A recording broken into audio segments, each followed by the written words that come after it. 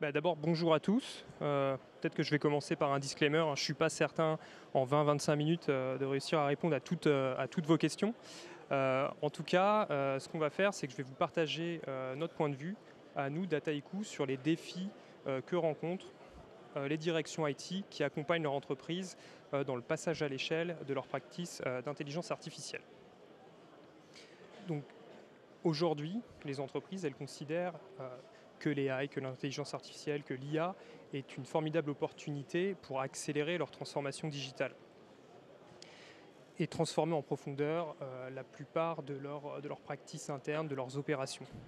Et les chiffres parlent d'eux-mêmes, puisque une étude qui est publiée année après année par le cabinet McKinsey révèle qu'au cours des 5 dernières années, le nombre d'entreprises qui mènent des projets d'AI a doublé. Donc les cas d'usage y fleurissent à travers les différentes entités business. Les principales concernées sont bien sûr les entités sales, marketing, risque, mais aussi les gens qui font de la création de produits, de la création de services. Et donc aujourd'hui, tous les investissements qui ont eu lieu au cours des dernières années portent leurs fruits. Et donc les équipes qui ont pu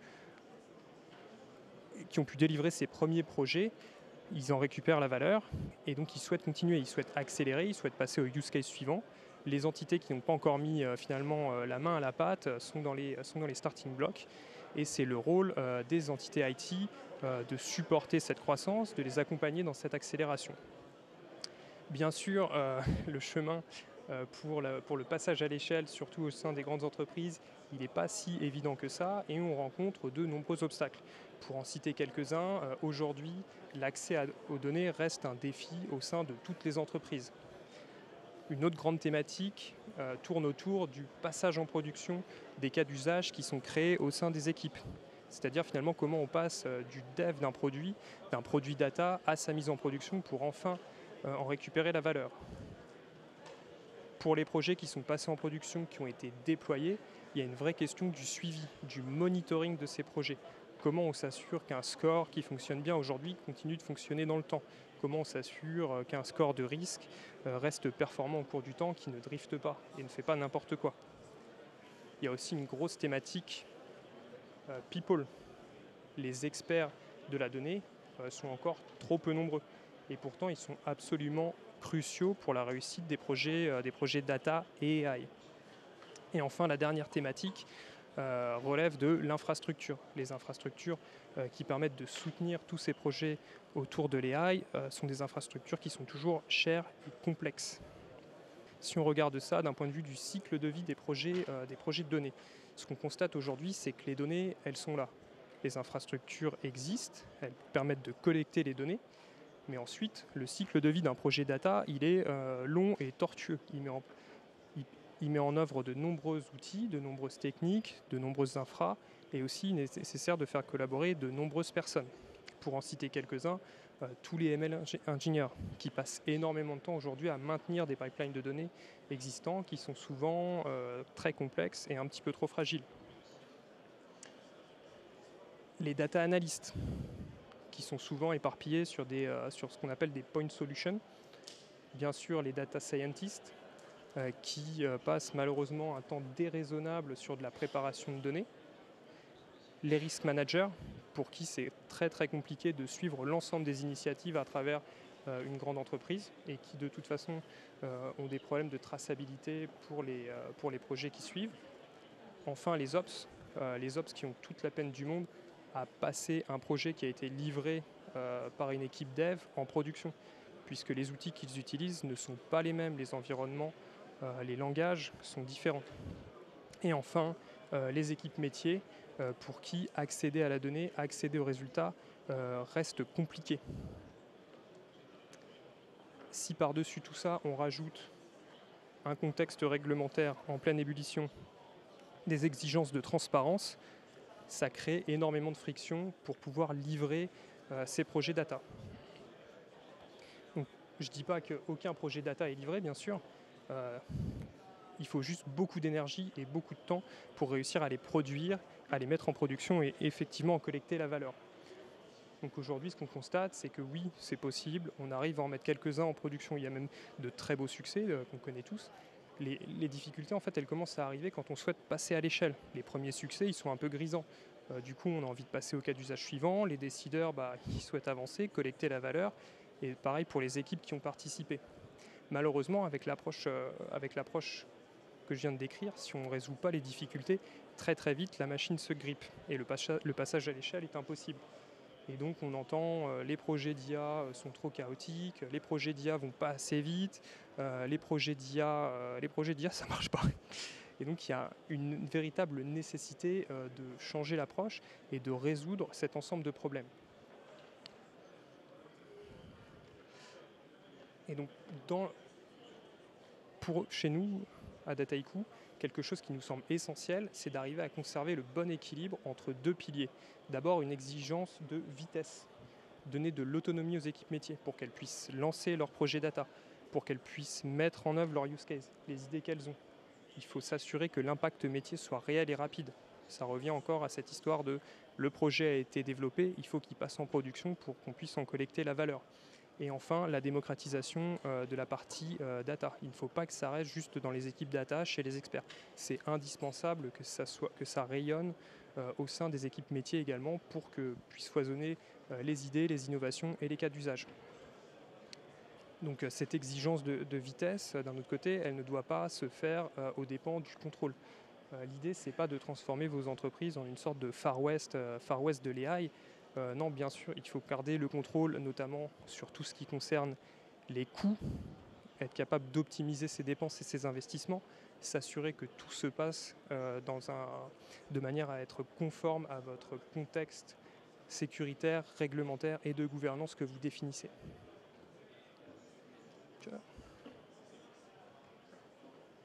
Et voilà, j'ai raté la zapette.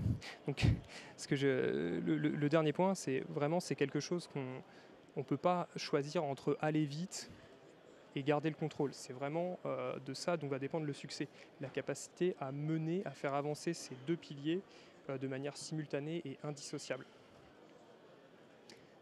Dans la deuxième partie de la présentation, j'aimerais vous parler des principaux obstacles dont on entend souvent parler quand on travaille avec nos clients.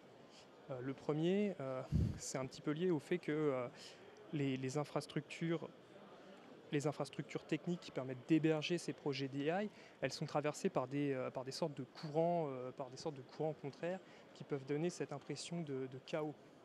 Il faut être capable de tirer parti des investissements qu'on a réalisés, parce que ce sont les technologies dans lesquelles on a les data, ça fonctionne.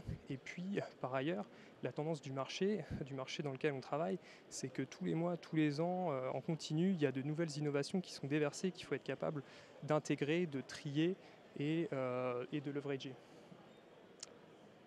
L'autre point un petit peu compliqué, c'est que les projets d'IA, ils sont très très gourmands, ou en tout cas ils peuvent être très très gourmands en ressources de calcul. Donc comment on fait pour satisfaire à ces exigences, pour rendre les projets possibles, tout en évitant de surinvestir dans des infrastructures très coûteuses et très complexes.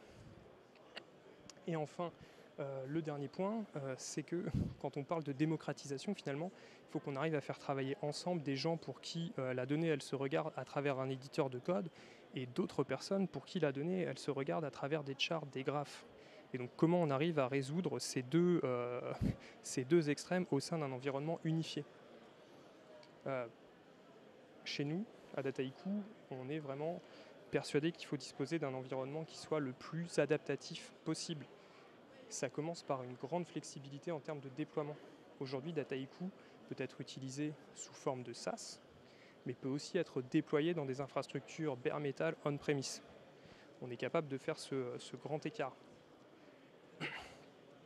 Ensuite, la partie calcul, il y a quelque chose de fondamental dans la capacité à découpler la logique business qu'on définit au sein de Dataiku dans les flows des infrastructures sous-jacentes de calcul. C'est ce que nous on appelle l'architecture de push-down. Comme ça, pour chaque projet, on est capable de sélectionner la technologie la plus pertinente.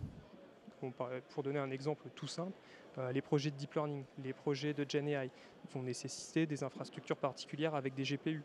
On veut pouvoir les avoir à la demande, bénéficier de toute l'élasticité, par exemple, qu'on va retrouver sur le cloud.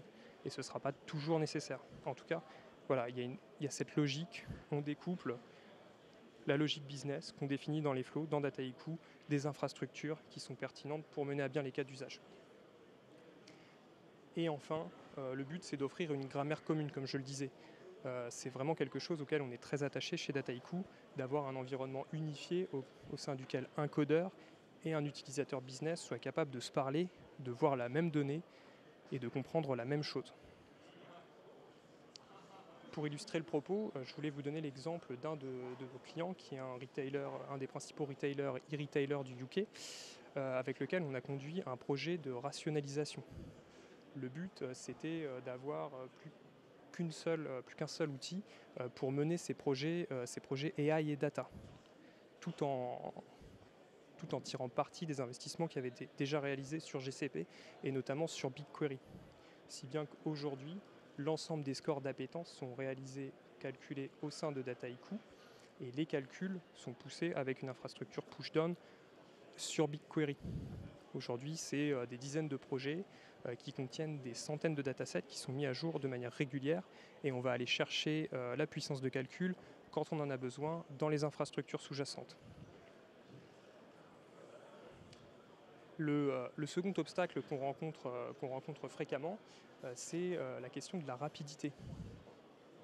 On fait des investissements qui sont assez lourds, on a les cas d'usage, on a les données. Maintenant, il faut que ça délivre, il faut que ça sorte. Un grand classique, c'est la difficulté d'enjamber le tunnel qui peut exister entre tout l'effort de développement d'un data product et sa mise en production. Le cas typique, le projet est développé par des data scientists en utilisant du Python et il doit être mis en production par des équipes d'Ops qui n'utilisent pas du tout Python dans un environnement. C'est une étape de recodage et on part, si on est optimiste, pour 6 mois, éventuellement plus, si affinité, pour un seul projet. Donc vraiment, comment on peut accélérer sur cette thématique-là. Le deuxième point, ça reste l'accès à la donnée. Nous, on est persuadés que les cas d'usage ils découlent des idées métiers.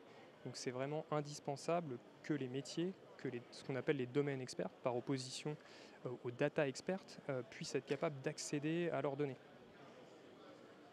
Et enfin, il y a cette logique d'accélération par les raccourcis. Aujourd'hui, une entreprise qui démarre, ou en tout cas une équipe qui démarre un projet d'AI, peut légitimement espérer capitaliser sur quelque chose qui a déjà été fait, surtout dans une industrie où les use cases sont connus, un peu standardisés. Notre approche chez Dataiku, c'est vraiment d'avoir ce focus très fort sur l'accélération du time to value de nos clients. On est vraiment très très attaché à passer le plus rapidement possible de l'exploration. On accède aux données, tout de suite on se met dans la tête comment on délivre de la valeur avec ça. Le premier point hyper important pour nous, c'est vraiment de lever toutes les frictions qui peuvent exister au sein des cycles de vie, des projets AI. Donc pour ça, on va unifier avec une seule plateforme les practices de développement avec les practices de déploiement pour éviter d'avoir à faire cet incroyable saut entre les deux. Tout se passe au sein du même environnement. Ensuite, il faut bien sûr reconnaître que quand on parle de mise en production d'un projet data, ça peut revêtir différentes facettes. On peut penser à du self-service automation, c'est-à-dire un individu qui va automatiser, qui va faire rejouer la mise à jour de certains des flows qu'il a construits. Mais ça peut aussi être quelque chose de beaucoup plus complexe qui va reposer sur des équipes d'ops avec des automatisations beaucoup plus sophistiquées. Ce qui est important, c'est d'être capable de faire les deux et de s'adapter à la maturité des équipes business qui lancent les projets. Le second point, toujours l'accès à la donnée. Comme je le disais, c'est indispensable que les domaines experts puissent accéder à leur jeu de données sans que ce soit tout un process avec 4 validations pour qu'une personne puisse accéder à un jeu de données. Donc on va mettre en place un certain nombre de primitives qui permettent de créer des data collections, qui permettent de déléguer des autorisations d'accès, tout ça de manière transparente et sécurisée, pour que ça ne repose pas sur un seul et même goulet d'étranglement. Enfin, pour les personnes qui démarrent et qui souhaitent aller plus vite, on a des équipes qui produisent des cas d'usage qui sont un peu standards et les projets sont disponibles. Si bien qu'aujourd'hui, une entreprise, elle part jamais de la feuille blanche quand elle est face à un de ces cas d'usage. Elle prend le projet et elle a, qu'est-ce qu'elle doit faire? Elle doit brancher ses données en entrée et pour obtenir les premiers résultats. Et ensuite modifier, complexifier le projet selon ses besoins.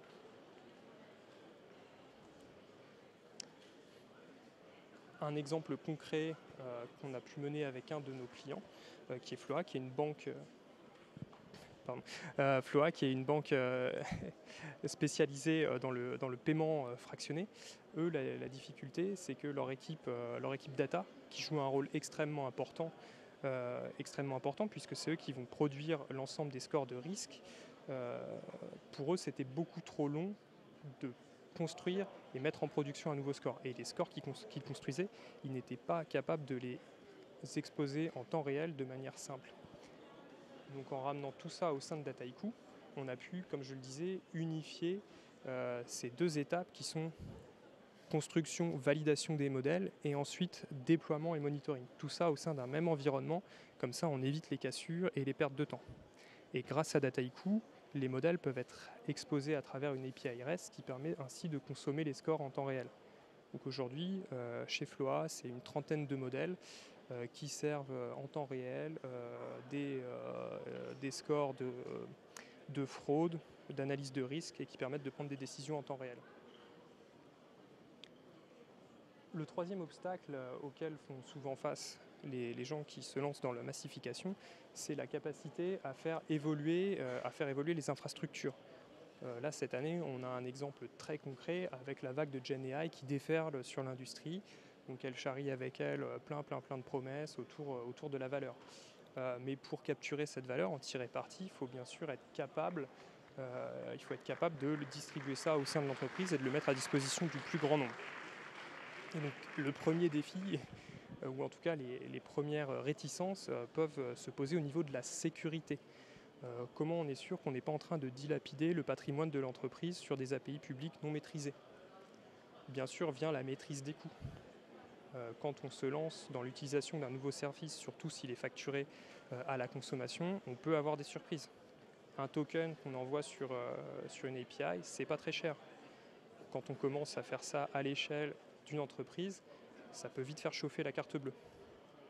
Et enfin, le point le plus important, c'est vraiment, ok, les modèles sont là, il y a des cas d'usage qui commencent à se dessiner, comment on les met en œuvre réellement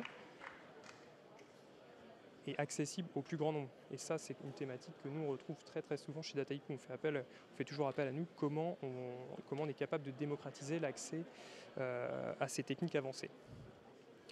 Bien sûr, nous on est convaincus que les LLM, ça va bien au-delà des chatbots, que ça a la capacité de révolutionner la manière dont un certain nombre de décisions sont prises aujourd'hui au sein des entreprises. Et c'est pour ça qu'on investit dans notre plateforme pour aider nos clients à prendre le train de la GenAI. Tout ça, ça commence par mettre en place une passerelle sécurisée qui va découpler la partie application de la partie modèles, des modèles publics que vous pouvez trouver distribués par OpenAI, les modèles Hugging Face et compagnie. Cette passerelle va vous permettre d'introduire une notion de sécurité. On contrôle les accès. Qui peut accéder à un tel service? Quels sont les services qui sont autorisés? Quelles sont les datas que je peux utiliser pour travailler avec ces services? Est-ce que je suis capable d'intercepter l'envoi de données de type PII? Est-ce qu'à l'inverse, je suis capable d'intercepter des datas qui reviennent et qui peuvent être inadaptées au cas d'usage, en tout cas non modérées? Et tout ça en loguant l'ensemble des requêtes qui sont envoyées au modèle à l'échelle de l'entreprise. Le deuxième point, c'est bien sûr la maîtrise des coûts. Comme je le disais, oui, ça peut vite chiffrer l'utilisation, soit en frais d'API, soit en hosting de modèles, si on décide d'hoster des modèles publics sur notre propre infrastructure. Mais surtout, les cas d'usage qui sont basés sur l'utilisation de LLM, il y a quelque chose de très important qui rentre dans l'équation, c'est le coût.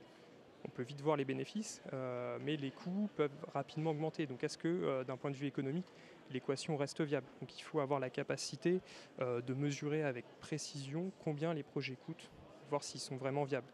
Et on introduit aussi un certain nombre de facilités pour que les requêtes qui sont, envoyées de manière régulière, soient cachées et qu'on n'ait pas à repayer plusieurs fois pour la même requête. Enfin, le dernier point, je prenais l'exemple des RAG. Alors les RAG, pour ceux qui ne sont pas familiers avec ce jargon, c'est une technique qui consiste à, je dirais, personnaliser un modèle LLM public avec de l'information privée. Nous, on est persuadés, comme je le disais chez Dataiku, que les cas d'usage partent des métiers. Et donc, pour pouvoir les transformer en valeur, c'est important que le plus grand nombre puisse se saisir de ces techniques, que ce ne soit pas uniquement réservé à des développeurs qui maîtrisent LangChain. Donc ce qu'on propose pour ce genre d'approche, c'est vraiment que des utilisateurs visuels soient capables de mettre en place un RAG en 2 étapes visuelles simples. Ici, dans le petit exemple, c'est finalement une étape d'OCR pour extraire des informations de documents PDF et une deuxième étape visuelle aussi qui permet de construire un vector store. Et vous avez les ingrédients pour construire votre RAG sans avoir à faire appel à du dev lourd. Donc, j'arrive presque à tenir dans les clous. Et donc, pour conclure la présentation, je voulais revenir vraiment sur ces 3 réponses que nous, on souhaite apporter aux défis que rencontrent les organisations IT. Le premier, c'est vraiment de disposer d'un système adaptatif, ne pas rester bloqué. Comme je vous le montrais là, on est capable de rajouter des fonctionnalités au fur et à mesure qu'elles sont publiées par l'écosystème technologique. Une très très forte proportion, ou en tout cas un très très fort attention sur l'accélération de la valeur. À quel point on est capable de délivrer des résultats de manière progressive et rapide. Aujourd'hui, on voit bien que chez la plupart de nos clients, il ne s'agit plus d'investir sur 12 mois, 24 mois. Le time to value, c'est tout de suite. Et comme je le disais, être capable de prendre aujourd'hui le train du GenAI avec toutes les innovations qu'on a publiées sur les dernières versions de Dataiku. Et donc vous avez sûrement entendu parler au cours des différentes presses, au cours de la journée.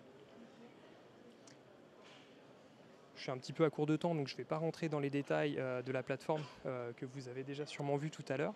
Mais en tout cas, je serais ravi de pouvoir en discuter avec vous sur le stand produit ou un petit peu plus tard quand on se recroisera.